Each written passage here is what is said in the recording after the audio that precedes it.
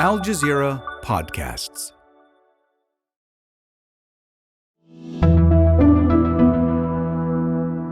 Today, a fight for democracy in Georgia. Massive crowds take to the streets of the capital to protest what they're calling the Russian law. How will what's happening in this small, former Soviet republic decide whether it leans toward Russia or toward the EU? I'm Kevin Hirten, and this is The Take.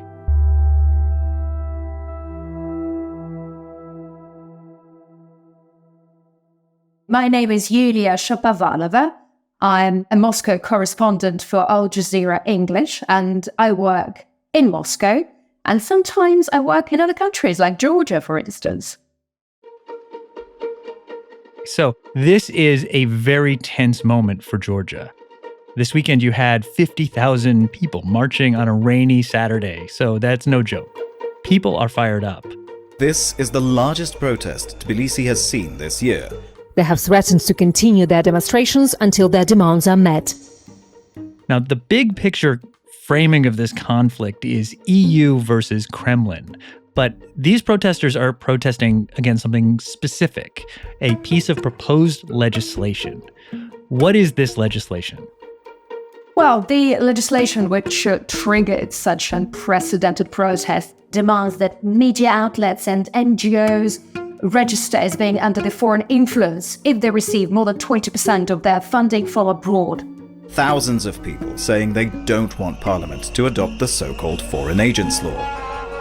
The law is not new. The governing Georgian Dream Party tried to pass it in March last year, but it also caused widespread popular discontent. People hit the streets. So it was revoked back then, and the protesters breathed a sigh of relief back then. But now we see that the government decided to reintroduce the draft, and it seems like they're not going to give in this time around, and they're willing to adopt it no matter what. On May the 14th, it is to be submitted to the deputies for a final vote. If nothing extraordinary happens, the law is to be approved during the plenary session on May the 14th. You've been to some of these protests, and clearly the people are passionate. What have they been telling you? Well, actually, many things. First and foremost, they are pretty much against this Russian law, as they call it. And this anti-Russian sentiment is pretty strong there as well. They could take us back to SSSR, the way we were living back then in 90s. So it is crucial for us to live independently in democracy and to be part of the European Union. And of course, there is a reason for it. Georgia has always been at a crossroads between Europe and Asia. It has a very, very turbulent past, fighting a lot for its independence, for its freedom, for its existence, and it's even in their greeting. When they greet you saying "Gama Joba," they wish you victory. After the collapse of the Soviet Union, Georgia had some really, really turbulent times with their progressive, I should say, President Mikhail Saakashvili, who came to power in 2003. Georgia chose its European path, and its goal has since been to become a member of the EU. So now with this foreign influence law, the Georgians say this European dream may not come true. In terms of this proposed law, the protesters that you spoke with speak in almost apocalyptic terms about this.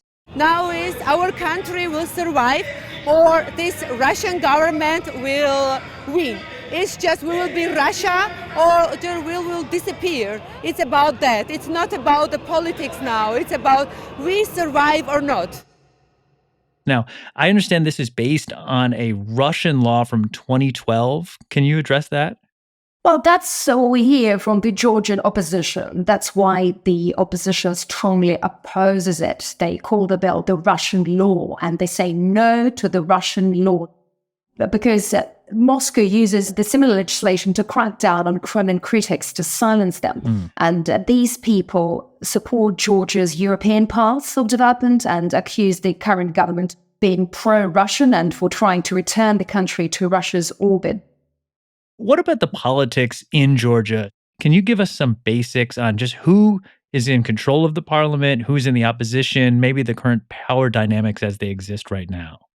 Well, the country is de facto controlled by Georgian oligarch Bidzina Ivanishvili, who earned his fortune in Russia back in the 1990s. And according to several opposition figures I've spoken to, all the members of parliament and ministers have been handpicked by Ivanishvili. And these people don't really have decent political background. But still they say that Georgia is on its path to the European Union, not to Russia. But having said that, during the latest pro-government rally that took place on April the 29th, Bidzina Ivanishvili delivered a speech where he blamed the West for interfering in Georgia's affairs, saying that this foreign influence law would strengthen and protect Georgia's sovereignty and independence.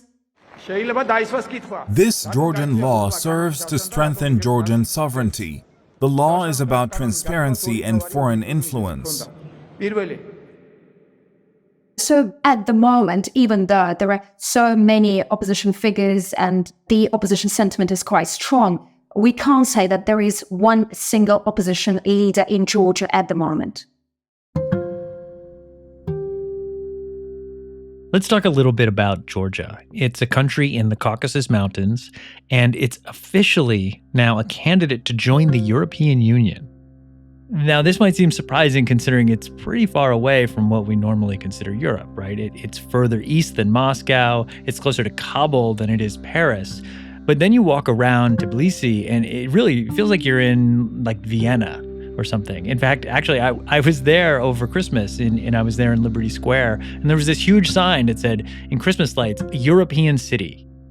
Can you talk about why a country like Georgia would want to join the European Union in the first place, and why there's been a backlash to that proposal from some people in Georgia?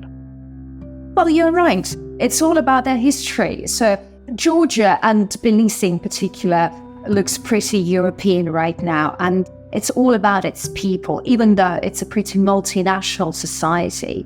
But I mean, all the young generation, they all say that our future is in Europe and we choose to join the European Union and to join NATO. That's what they say.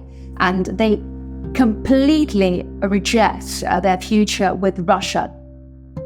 What is this current state of democracy? Because I know that there are a lot of people who are worried just about potential democratic backsliding. I mean, are people still able to vote and still have a real say in what happens in the country?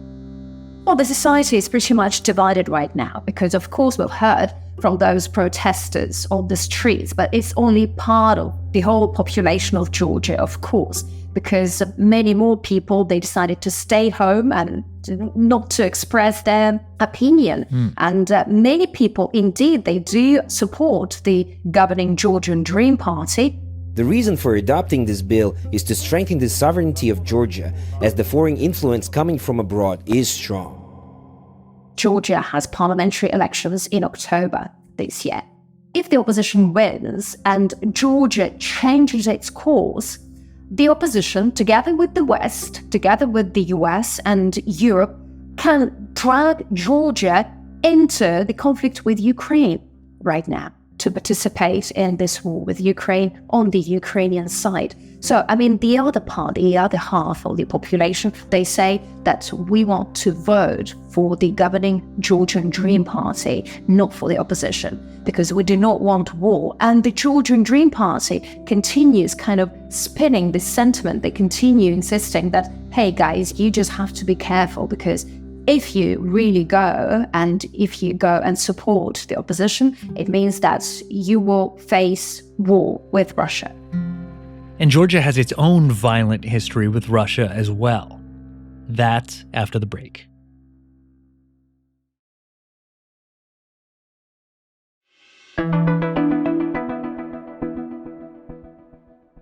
Okay, so Yulia, you mentioned the ongoing war in Ukraine, and we tend to talk about the Russian invasion of Ukraine as this unprecedented event, but talk to Georgians and they will remind you that they had their own war with Russia in 2008.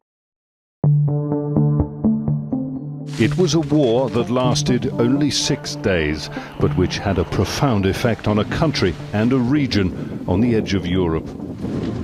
Russian forces crossed the border back then, and Georgia actually remains carved up as a consequence of that war to this very day. So I wonder how you think the recent history of this war informs what is happening politically in Georgia right now. Well, after the war in August 2008, Russia has taken 2 Georgian regions. Since that time, there have been no diplomatic relations between the 2 countries, and most Georgians had to flee those regions due to nationalist clashes with the local Abkhazian and South Ossetian population. So the Georgians now blame Russia for annexing those territories, saying that Russia has annexed 20% of their land. Obviously, it's much more complicated than just that, but the Georgians say they literally hate Russia for that. By the way, tens of thousands of Russians fled Russia for Georgia in September, October 2022, when Vladimir Putin signed a decree to draft reservists to participate in the conflict in Ukraine. Basically, those men didn't want to serve and didn't want to be involved in the conflict, and we can say that Georgia has accepted those people, even though life has changed in Georgia since then. Prices have grown, the negative nationalist sentiment has increased. This anti-Russian sentiment, of course, it is quite strong among the protesters on the streets, but still Georgia receives relatively cheap oil, gas, grain from Russia. There have been billions of dollars of Russian investments in the past several years, in the construction business in particular, and for quite a while, Russian tourists were the biggest tourist group visiting Georgia. And Georgia heavily relies on tourism as it brings a lot of money. It's a lion's share of its budget. But Georgians now say all that gives Russia leverage to promote its interests in the country and influence its political system. And most protesters we've spoken to see this rapprochement with Russia is very, very dangerous, while others say that currently that's what Georgia has on the table, and coexisting with their neighbors to the north is quite a realistic perspective for them. This weekend, the United States weighed in directly. Jake Sullivan, National Security Advisor, said on X, Georgian parliamentarians face a critical choice, whether to support the Georgian people's Euro-Atlantic aspirations or pass a Kremlin-style foreign agents law that runs counter to democratic values. We stand with the Georgian people. But, of course, the Georgian people also have put in power the party pushing this bill forward. So are the Georgian people really on the side of the pro-EU demonstrators? And what happens if they don't prevail here? Well, once again, the society is polarized because, of course, we see huge protests. They are really huge. Not just 50,000 people, but we've seen 150,000 people and even more. It's really hard to count how many people were marching to the Georgian parliament building. And these protests have been taking place for a month now. It's a crucial moment for all the people and for their European future. And these people on the streets are pretty vocal. But to be honest with you, it's much more complicated because, of course, all these people have their say, but other people, their views are not popular, they're different. And they prefer to keep them inside and not to share them with others. That's what I've heard. Obviously, the young generation, the young Georgia, is against the old government right now. This is kind of also a slogan, the young Georgia against the old government, because so many young people, so many young faces you can see among those who protest on the streets. And people who are probably belong to the older generation, they are probably more pro-Russian, more pro-government. They used to live in the Soviet Union during Soviet times, and they also had a lot of, good things to remember, of course. What is important right now to prevent severe clashes, because of course we've seen those severe clashes with police, and passions and emotions are running high every day. That's what we witness. So anything can happen.